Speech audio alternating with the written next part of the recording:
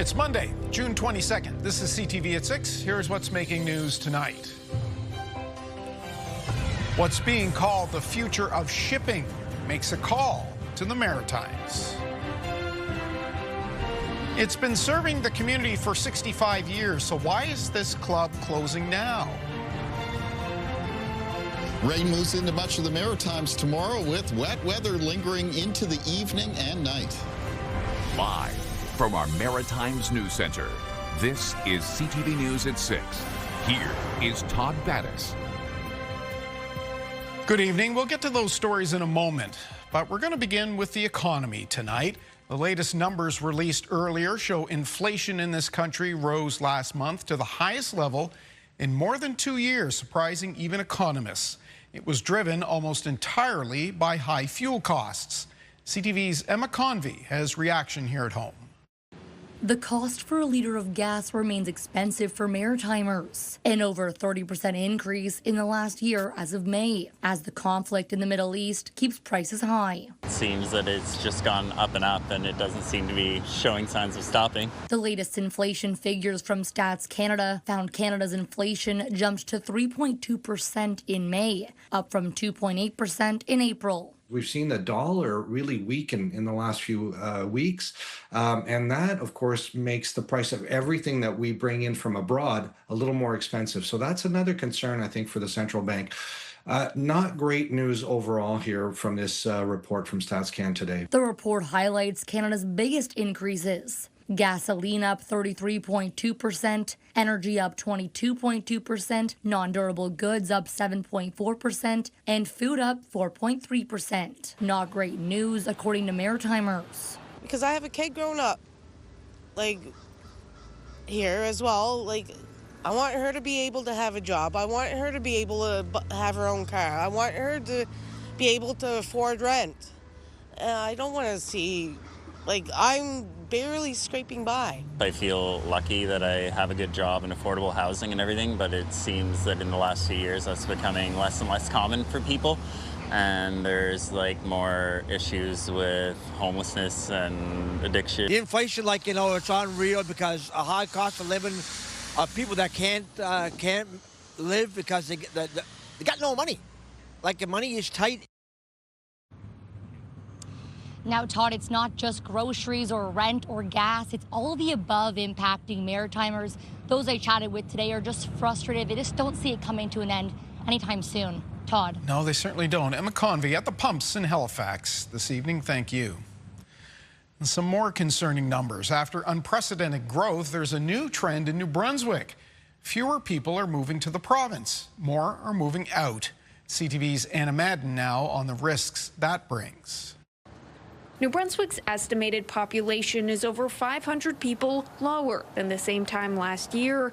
And while the decrease may seem small, it's raising big concerns about the province's future. For the tasks where we need humans, that's what we're most concerned about. So that's going to be really challenging. The latest data shows 3 consecutive quarterly declines in the population estimates, from over 868,600 people in the last quarter of 2025 to less than 866,500 people in the second quarter of this year. But Tolk Lane says it's no surprise. We have seen this coming from data analysis for many, many years. And it's not just New Brunswick. The senior researcher for the Atlantic Economic Council says the whole country is experiencing population declines due to federal immigration cuts. It's not a New Brunswick only example. It's happening across Canada. He says while that will improve vacancy rates, it will also put pressure on the labor force in the Atlantic region. It's definitely something we're very concerned about. We have an older population here in Atlantic Canada than the rest of the country. He expects the population will begin to rise again in a few quarters, but not at the same rate as in previous years. Anna Mandan, CTV News, Fredericton. There is some brighter industrial news. One of the fastest growing ports in North America has a new attraction, making it more desirable for business. A cold storage hub is allowing wider variety of cargo for the Port of St. John. CTV's Avery McCrae shows us. The doors are opening for new opportunities at Port St. John. It really helps us build a sustainable business model in the future. A year after breaking ground, Americold has opened their new import-export hub on the St. John Harbor. By July, the shelves in this more than 200,000 square foot cold storage facility will be filled. On them will be mostly frozen food products like potatoes, vegetables, and seafood. It will really be used to both support the export of goods that are manufactured in Canada to, places like Europe and Australia and South America, as well as for the import of product from those same trade lanes. Americold CEO Rob Chambers says the facility is a first of its kind worldwide to combine the company's cold storage operations with the highly touted container terminal operations of DP World and the connection with big rail lines like CPKC. It allows for product to be imported and exported directly into Port St. John rather than having to maybe come in to, say, the Port of Philadelphia and then have to go through all the type of cross-border customs-related processes. It's a solution that should be faster, it should be cheaper, it should be greener than anything else that was available previously. Port St. John says the new facility adds tremendous value to the growing gateway as Canada continues to look for new trading markets outside of the United States. We really view it as a long-term play and that it can be another tool to attract a container line that doesn't necessarily call on St. John today. The facility brings with it upwards of 100 new jobs to the waterfront. Next on the port's list is a variety of projects they hope will be made possible through Ottawa's Trade Diversification Corridors Fund. That includes upgrades to the over 5,000 square feet of the port's existing warehouses, as well as a widening and deepening of the channel coming into the harbor to allow for bigger vessels. Ava McCrae, CTV News, St. John. In the global economy, the thinking was the bigger the container ship, the better. But in this age of sustainability, the future of shipping is taking a page from the past. CTV's Jonathan McGinnis explains. Containers are loaded into this one-of-a-kind cargo ship docked at the Fairview terminal. But it's not what's going in this ship that makes it unique, it's what's on top. The Neoliner Origin is the only one. It's the first one and it's the biggest sailing cargo vessel in the world right now. The 136-meter-long vessel can carry up to 5,000 tons of cargo. Wind is its main source of propulsion, and that significantly cuts into its fuel consumption. A similar size ship uses 13 to 15 tons of fuel a day. The Neoliner Origin burns through about 1.5 tons. Sales manager Madeleine Poulin-Poirier says delivery times are not affected. Sometimes we're going to be using only the sail, and sometimes we're going to do the navigation on an hybrid mode. We're going to use a little bit of the engine if there's not enough wind to move us sailing forward. Twice by day, sometimes four times by day, we change the route in order to optimize our course and our speed. The ship travels between mainland France, Baltimore, Saint-Pierre-Miquelon, and now Halifax, offering another option for exporters to move their goods. Halifax is one of the most connected ports in the world. We connect with more than 150 countries. And here's another example of the type of linkages that are happening globally between the world and the Port of Halifax. The Neoliner Origin doesn't just transport cargo. There are 6 double cabins that house up to 12 passengers. Per Struck and his wife boarded in Baltimore. We will disembark in Saint-Pierre, and then we will actually fly back to Halifax. And then we do a little Nova Scotia drive. Another unique offering on this one-of-a-kind ship. Well, Todd, this is the first Canadian port of call for the Neoliner Origin. The plan is to make monthly stops here in Halifax and potentially increase the frequency of those stops down the road. Todd. Certainly a blast from the past in some ways. Thank you, John, at the Port of Halifax tonight. The spending watchdog for the region's largest city has flagged some concerns about oversight and how taxpayer dollars are being spent in both the general budget process and in the mayor's office. CTV late anchor Bruce Frisco has been looking into the reports and reaction. He joins us in the newsroom. Bruce, this is the kind of spending that drives taxpayers nuts, especially after the city raised taxes. Yeah, very, very good point, Todd. As you say, Two reports released today from HRM's Auditor General, Andrew Atherton, who says he wanted to flag some potential problems down the road concerning oversight, project prioritization, and cost estimation. During the last budget process, as you indicated there, it was lengthy and somewhat painful. The smaller of the two reports, though, will probably wind up getting more attention. The AG says 4 specific transactions in Andy Fillmore's office were examined for compliance with the procurement policy. This came at the request of an unnamed HRM management. Atherton says 2 invoices for legal services were submitted and paid despite not being authorized by the municipal solicitor. The report says Fillmore paid those back once notified to do so by the CAO. As well, a couple of procurements for consulting services for the mayor's office did not follow competitive processes. Again, that's required by policy. One was for HR services for office reorganization and recruitment. That was worth about $90,000. The second, speech writing services for over $14,000. The AG says none of these were non-compliant with the city's procurement policy, but they were all found to be for services received. So in the end, it was all above board. CTV News reached out to Mayor Fillmore's office for response today. We got this statement: the mayor's office fully cooperated with the AG during this audit, and I accept the report's conclusion. These transactions occurred during a period of significant transition for both the mayor's office and senior HRM administration, the statement reads, including the first mayoral change in more than a decade. Well, the Auditor General did not make any recommendations. As a result of the audit, residents reasonably expect all involved bodies follow HRM policies, and this is why, as noted in the report, additional staff training has taken place to ensure future compliance, according to the mayor. As for the other report, the AG handing down 9 recommendations there to help clarify who's in charge of what, which projects are getting priority, and when, and so forth. Atherton says the city has accepted all of those recommendations as well. Todd. A lot to unpack there, Bruce. Thank you for that. Late anchor Bruce Frisco, he'll be in this chair at 11:30.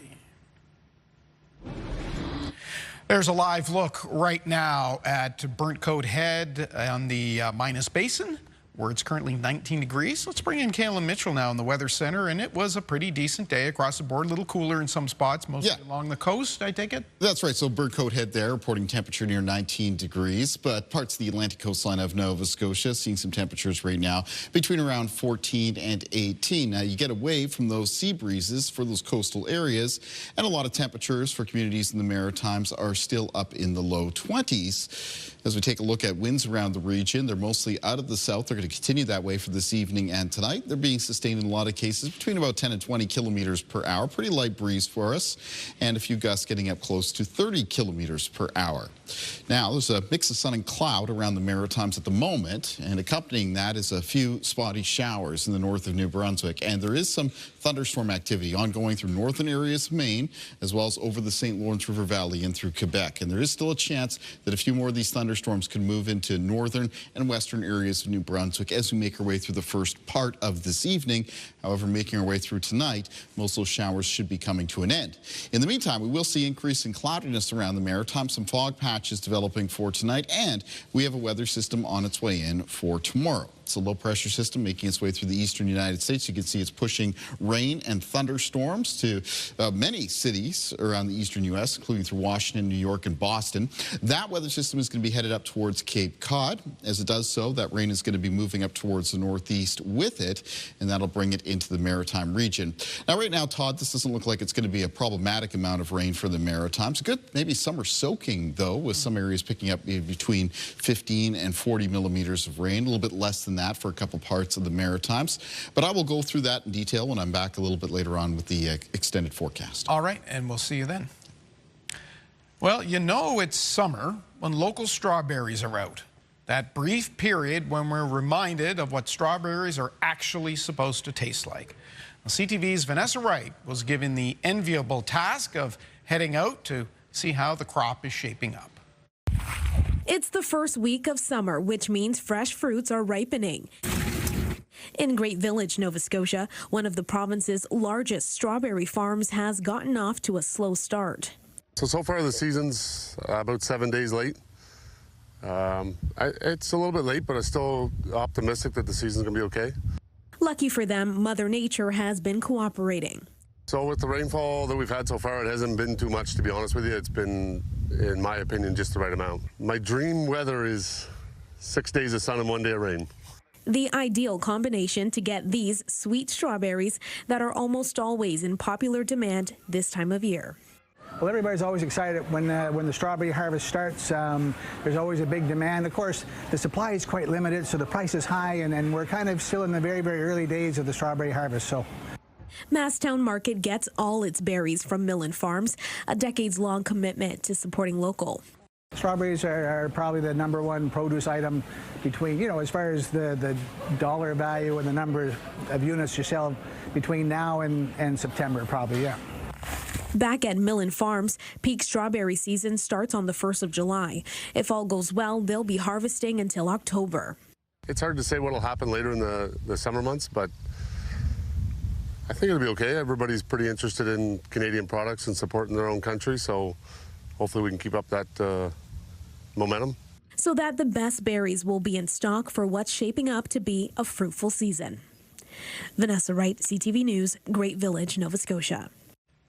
Online, areas around Tatamagouche and Truro, about 14,000 customers without power for much of the day. We have an update at our website, ctvnewsatlantic.ca.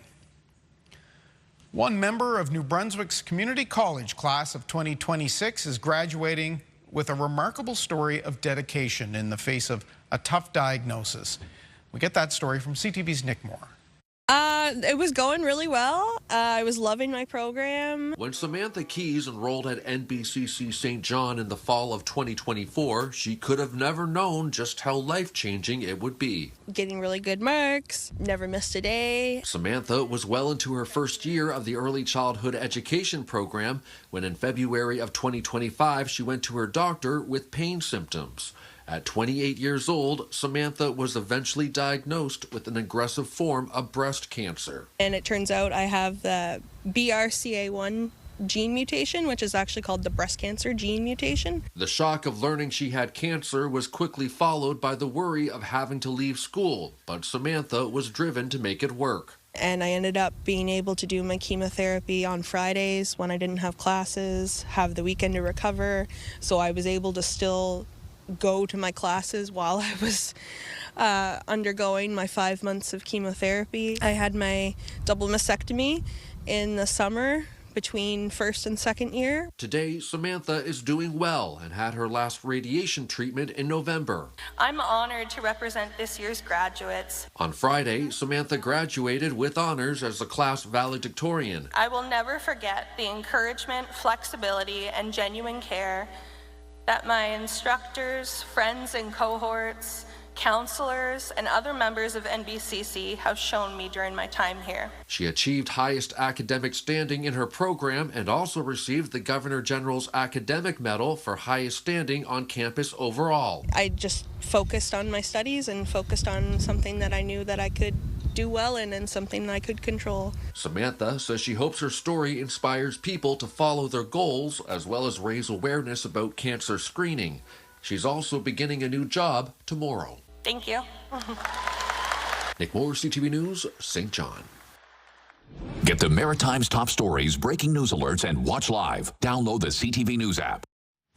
Maybe you caught some of it. It was a pretty exciting weekend of racing on Halifax Harbour. 13 countries were represented at Sail GP, hosted in Canada for the second time after a pretty successful showing in the city 2 years ago. CTV's Callum Smith spent the weekend on the water. He's got the highlights.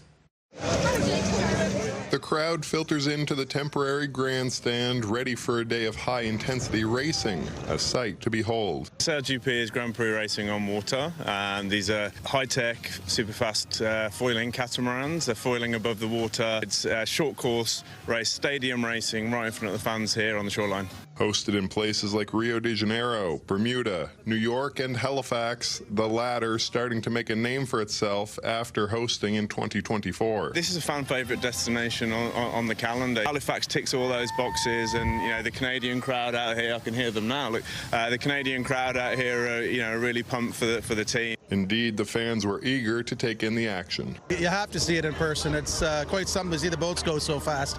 It's fun. We were here a couple of years ago. It was we didn't come down here. We were on the Dartmouth side. It was lots of fun. Really interesting to see and a great event for the city. We live in the U.S., so it gave us a chance to come back here and visit family and check out a cool event. I'm from Thunder Bay, Ontario, and the beautiful city of Halifax called my name when Sail GP announced they were coming back. It was the Halifax Sail Grand Prix that really got me into it, and I'm so happy to be able to celebrate this beautiful sport in this beautiful city. According to Sail GP's own math, they're expecting a big economic impact for the area. In the region of 60 million Canadian dollars this year. On the water, the F-50 catamarans reach speeds of around 75 kilometers per hour, making some sharp turns and keeping fans on their feet, despite doing the hometown crowd proud on Sunday. North Star Canada fell short, finishing 7th. The race moved to a 4-boat winner-takes-all final for the first time, coming down to a neck-and-neck finish. The winner comes to the Canada Sail GP! Taken home by Spain. Sail GP will return to Halifax for a 3rd time next year. Callum Smith, CTV News, Halifax. We're going to take our first commercial break. Still to come, we'll see if the sunny weather will continue. But next, we'll hear why an established club is closing. It's just not growing. So at some point, you got to make a decision. A sign of the times, perhaps, in one maritime community. That's next.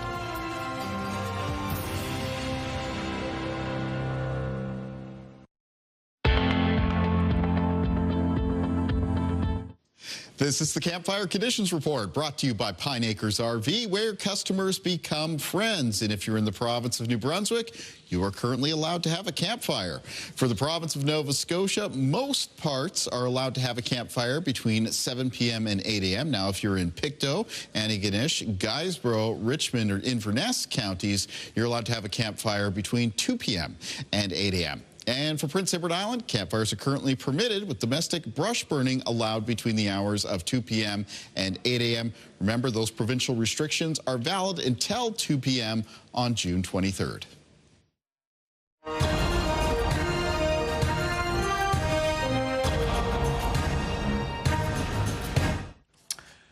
A group of volunteers in one New Brunswick community is calling it a day after decades of service. It's an unfortunate but not unusual sign of the times, as CTV's Derek Haggett tells us.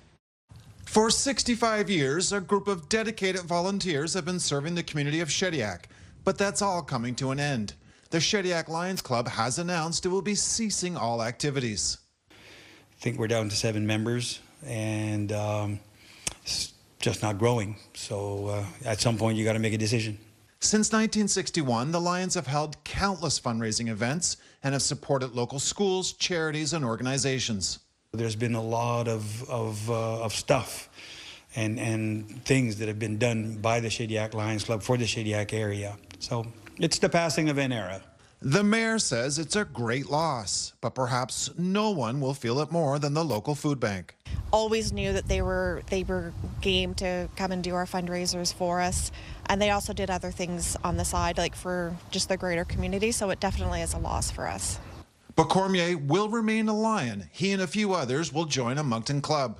They're noted for great workers, great people, and we're especially happy to have Mark on board. We're going to go ahead and use them, and also we're going to go ahead and provide service to their area as part of our club as well. The Shediac Lions will be donating the balance of their funds, roughly $85,000, to the town. Helping in the community is important. My parents have always been very much involved, so I grew up thinking that that was kind of normal. The club will officially cease to exist at the end of the month. Derek Haggett, CTV News, Moncton. And they'll certainly be missed. Still to come, rain moving into the region, back into the region. Meteorologist Kayla Mitchell with the full forecast after this.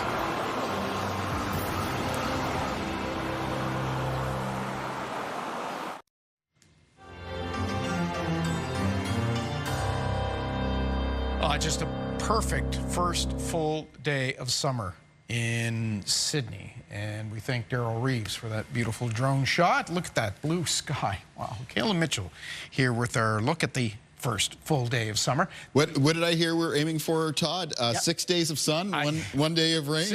Well, that strawberry producer would certainly love if you could offer him up 6 days of sun, 1 day of rain. Apparently that is the perfect mix for those berries. I'm going to call that strawberry season weather from now. Yeah, that's not bad. Yeah.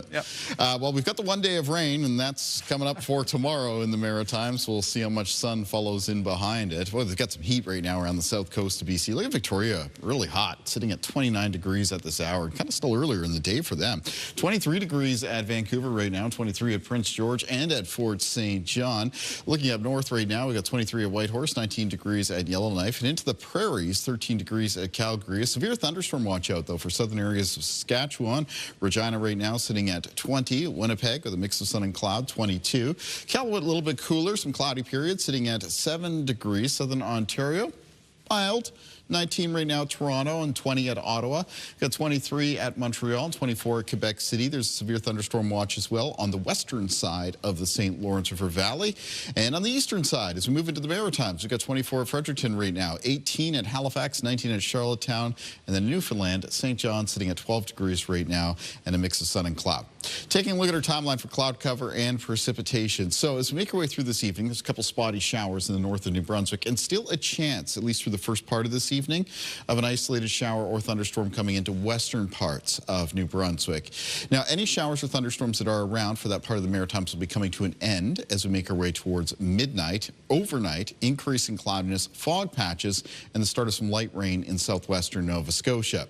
Now, rain will develop west to east across the Maritimes as we move from Tuesday morning into Tuesday afternoon. So at that point in time, it'll be rain, drizzle, and fog around the region. The rain is expected to be lighter for northern areas of New Brunswick, but there will be some further periods of rain and a chance that there could be some higher rainfall rates or some brief periods of downpours for Nova Scotia and maybe along the Bay of Fundy coastline as we move through Tuesday evening and Tuesday night. Then the main band of rain is past the Maritimes, and for Wednesday, cloudy with sunny breaks and some scattered showers.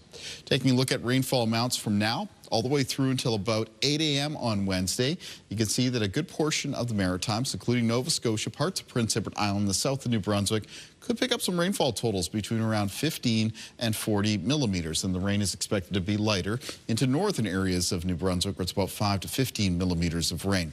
This amount of rain shouldn't cause much in the way of widespread issues for the Maritimes, but certainly if there are a couple downpours in it, like what was being indicated as potentially being there for Nova Scotia and parts of the south of New Brunswick, especially through Tuesday evening, you could see visibility reduced if you're driving on roads and maybe some hydroplaning conditions.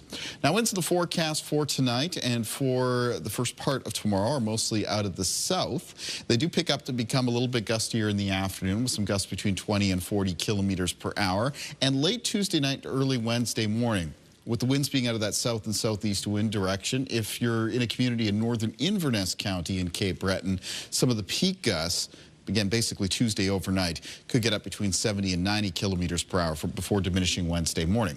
Low temperatures for tonight, mostly in the range of around 8 to 14 degrees. Highs for tomorrow in the north of New Brunswick between 18 and 20. Central and southern areas of New Brunswick with high temperatures between 16 and 18. Prince Edward Island on Tuesday with high temperatures between 16 and 20 degrees. In eastern areas of Nova Scotia for tomorrow, the highs between 16 and 20. Northern and central parts of the province with high temperatures. It'll be around 16 to 20 degrees as well, including 20 at Truro. The Annapolis Valley tomorrow, high temperatures near 19, and high temperatures on the south shore of Nova Scotia, mostly 16 to 19. Taking a look at the extended forecast for New Brunswick, so some further showers on Wednesday, but then a mix of sun and cloud on Thursday. And right now, a chance of showers on Friday and Saturday. A mix of sun and cloud at the end of the weekend into the start of next week, and temperatures look like they'll be warming up. For Nova Scotia in the forecast, scattered showers behind the rain on Tuesday, and then a mix of sun and cloud for Thursday. It'll be a chance of showers on Friday and Saturday, and then a fair weather mix of sun and cloud for the end of the weekend and the start of next week. And for Prince Edward Island in the forecast, a few lingering showers on Wednesday, and then a mix of sun and cloud on Thursday, highs near 22. Chance of showers for Friday and Saturday, and then a mix of sun and cloud on Sunday and Monday of next week. Todd. Thank you, Kalen. A new report indicates that providing housing to the homeless saves taxpayers. We'll hear about that next.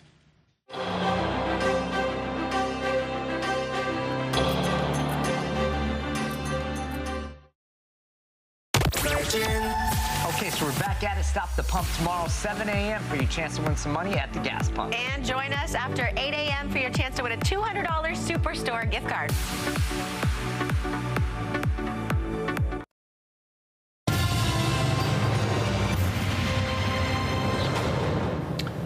Welcome back. Supportive housing is the most cost-effective solution to the homelessness situation. That's one of the findings of a new economic analysis compiled by the Affordable Housing Association of Nova Scotia. Michael Kabelin is Executive Director. He's in the studio. It's good to have you with us. Thanks for having me. A simple question. What is affordable housing? Affordable housing, it's an interesting definition. It's really what people can afford, right? I think it's a wide definition. People from many walks of life can afford, you and I might live in affordable housing. It's affordable to us and what we can afford in our budget. Some people can only afford a few $100s a month, and we need to have an option for them for that. Some people can afford thousands, and that's affordable to them. So we don't really subscribe to a percentage of an income is what's affordable. It can be as what's appropriate for the income and the supports that a family receives and a household receives. That's what's affordable. So it's not that simple. I mentioned your analysis, and it looked at what is most cost-effective and provides the best supports for people who find themselves in homeless.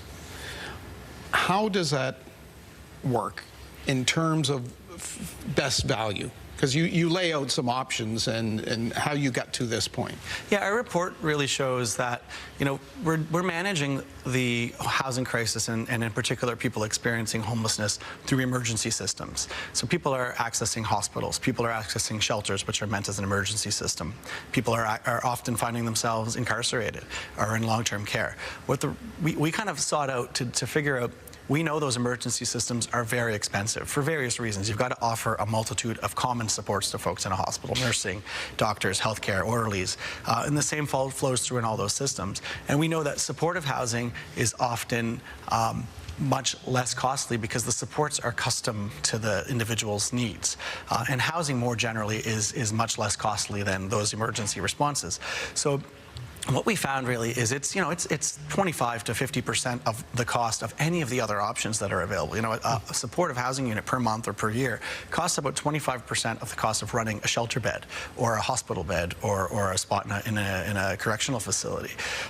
And that's really important to understand. So we've known for a long time ending homelessness is the right thing to do. We've known for a long time that offering people a hand up when they're in what is often the biggest crisis, the biggest emergency of their lives is the right thing to do. The report demonstrates not only can we have better outcomes for our communities by investing in supportive housing, we can also save the taxpayers significant dollars and take strain off of our other emergency systems for when they need to be used by our citizens. In this country, we used to build a lot of public housing. That seemed to have stopped. They're trying to ramp that back up again. Yeah. How bad is the gap? It's been a generation since they've invested in the 90s, right? Nova Scotia used to complete over 500 public housing units a year. That stopped in the early 90s for a lot of reasons. I think if you were a policymaker and a decision maker at that time, you would have made the same decision. Vacancy rates were climbing, costs of construction were increasing, and so the market was solving the housing crisis. So there wasn't a need for government to intervene at that time. Organizations like ours kind of did put our hands up at that time and said, no, you need to keep building this housing because it fills a need that isn't market-based. We get to say, we told you so when the housing crisis came. The market was solving until it didn't, because the market does what it does, right? And supply and demand will always have an impact on price when there's more demand than supply. So it's going to take quite a long time to invest in the right kinds of solutions that take us out of where we are now. Right now, less than 2% to 3% of housing in Nova Scotia is non-market owned. If we want to get back to the OECD average or the other kind of established economic countries of 7%, it's going to take a long time. And if we want to get to 20%, which is what we advocate for here at AHANS, why we say 20% is because that's a number where in jurisdictions where community housing, so that's public housing, nonprofit housing, and other types are at 20%, you don't see the boom and bust of the housing crisis. There's a spot for people that when they need it. So if they lose their market-based housing or their income changes or they have a medical crisis in their lives and they need to get housed into something else, it's another solution that is of an amount that people can really find and connect to and stay housed for a long time. Using Nova Scotia example, it's at 2 or 3%, as you mentioned. You'd like to see it at 20%. What's the timeline on something like that? I think there's been a lot of good work done, right? In the last number of years, the provincial government in particular and the federal government and municipalities as well have really stepped up. And, you know, we've seen over 1,000 permanent supportive housing units invested. We've seen many hundreds of affordable housing units invested in. But to get to that number, we're talking about a generation of years and years of 1,000+ units that need to be built. The work is happening. There's a good community of nonprofits. The provincial government's investing rapidly in public housing. Announcements are happening often. There's been, you know, a lot of money allocated in the provincial budget recently for this work. So we need to continue to see those investments happen year over year over year and make Nova Scotia a place where when we build ourselves out of this housing crisis, we never see another one again. You were just coming from Bridgewater, New Glasgow. Those are a couple of communities in Nova Scotia that have been in the news a lot lately, and they're really struggling with some issues around shelters and that. This is the type of thing that would work in those communities? I think so. You know, we're meeting with officials in those communities and many others to kind of talk about the merits of supportive housing to the solutions or to the issues that they're seeing around homelessness. And so, you know, a shelter isn't a home. And so we invest in shelters as an emergency solution, but that shelter needs to have an option to offer people. So as I said, homelessness can be rare, brief, and non-recurring. So we need to offer people a way out of that shelter so that they don't languish for a long time in the shelter system, and then develop issues and you know, issues with mental health and start living with other things like addiction. And then they become, you know, they put strain on other systems as well. And then, you know, we've let those people down. And so by offering people a way out of the shelter, that's really what we're really advocating for. So if we can build more permanent supportive housing in communities across the Maritimes and the region, you know, we can make homelessness rare, brief, and non-recurring in those communities. Michael Kaplan, it's the issue of our time. We certainly appreciate you coming in and talk about it. Thanks for having me. We'll take a break. We'll be back with more of your local news after this.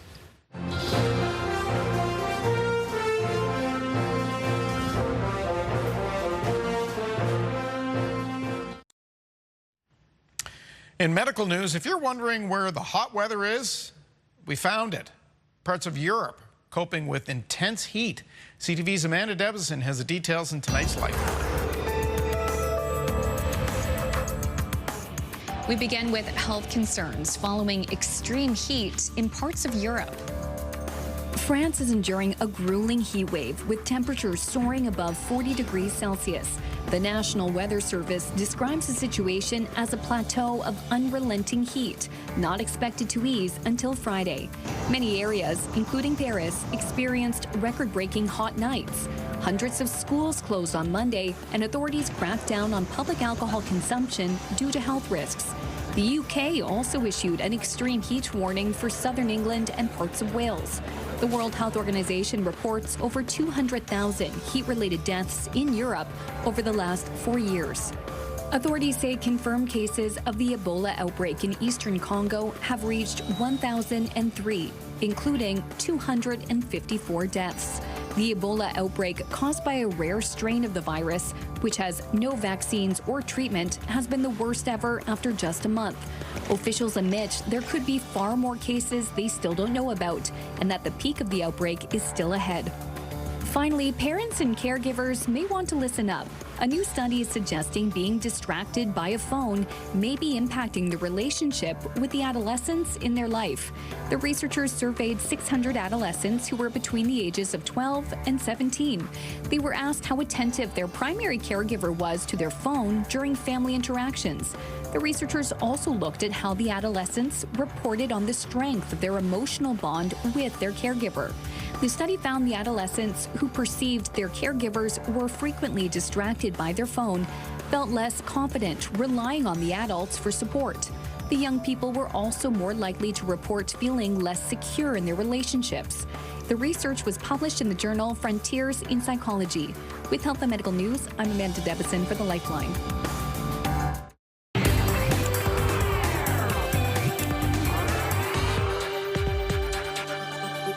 Time for The Scene with a look at the top movies from this past weekend. And Pixar's Toy Story 5 made some history.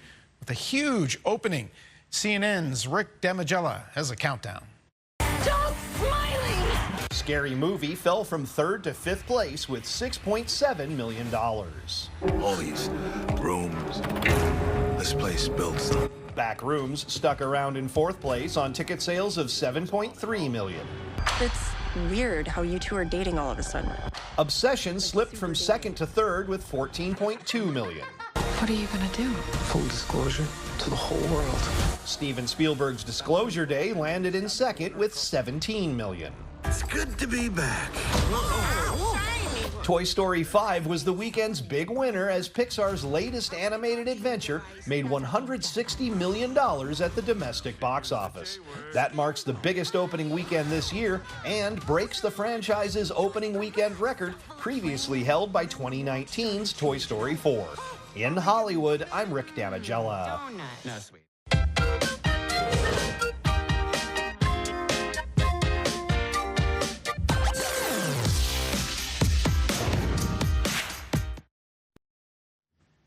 Taking a look at our business report on the markets, the Dow kicked off a new trading week up 148 points. And we have more on the inflation rate, which, as we told you at the top of the newscast, ticked up last month. Here's B&M Bloomberg's Marilla Fernandez. The big reason is still gas prices, which in May spiked 33% year over year. The Iran conflict also led to higher jet fuel costs, which showed up in May. And then there were groceries. The cost of fresh vegetables rose 9%, with a big move up for tomatoes. The price of fresh fruit also moved up over 5%. The memory chip shortages also put pressure on the prices of computer equipment and supplies. Here are the closing numbers for the day. The Canadian dollar's up to 70.62. West Texas Intermediate down to 74.82. Western Canadian Select up 15 cents to 62.45. And the TSX gained 144 points today. Those are your business headlines. I'm Marilla Fernandez. Kayla Mitchell inside tonight with a beautiful shot of outside last night. Yeah, this is coming in from Prince Edward Island and does feature a spectacular sunset here. It's coming in from Charlene Clark Corkum. And I want to thank Charlene very much for taking the time to send us there. We got the underside of the clouds there being lit up as the sun is going down. So again, Charlottetown, Prince Edward Island. Tomorrow, not quite as nice. It's got to be increasing cloudiness with a chance of showers in the morning and then rain beginning in the afternoon. And the high temperature will be near 18 degrees. And that's the weather story for tomorrow across the Maritimes, that wet weather moving in. It'll already be raining in parts of the west of New Brunswick and western areas of Nova Scotia first thing in the morning. So plan on some wet morning commutes for that part of the region. And then as we move from the morning and into the afternoon, it's rain developing west to east across the Maritimes. We rain, drizzle, and fog at that point in time.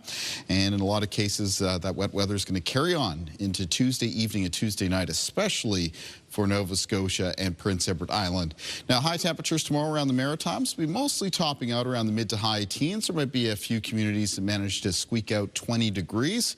Winds will be out at the south and southeast, and they'll be a little bit gustier than they were today, with some fairly widespread gusts between 20 and 40 kilometers per hour.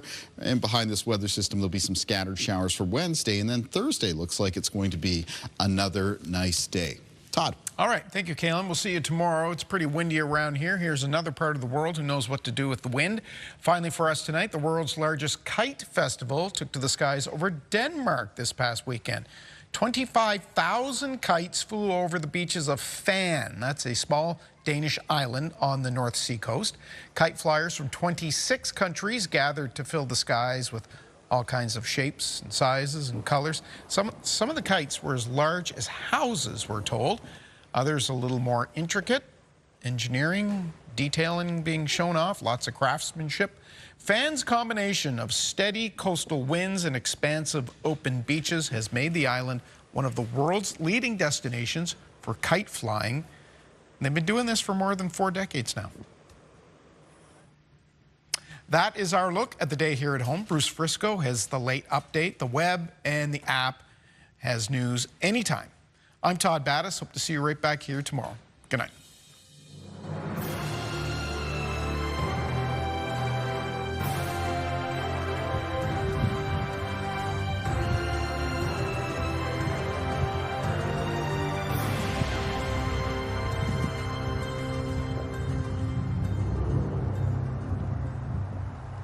CTV News, the Maritime's #1 newscast. Watch live on Crave.